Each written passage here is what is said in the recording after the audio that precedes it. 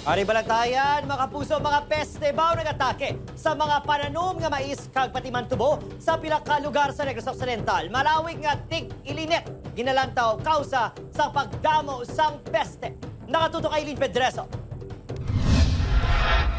Makitaan sa litrato nga ini ang pagkasamad sa mga dahon sang tubo. May mga peste man nga nakatapik diri nga ginatawag armyworms. Ini ang kuha sa Himamaylan City kag Banwas sang Binalbagan.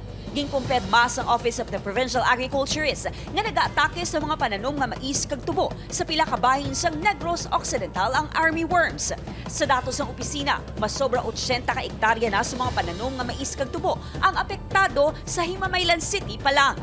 Ang armyworm, mag-atake din sila yan, massive grupo. Ang iyang alawas i-adjust sa environment, yan ang atong yung yellowish o pang brownish. Hindi lang armyworms ang nag-aatake suno sa OPA, kundi pati earworms nga sama-sami makitaan sa mga pananom nga mais. May namonitor naman nga pagdamo sa peste sa pananom sa mga banwa sa Moises Padilla, Binalbagan, Ilog kag Isabela.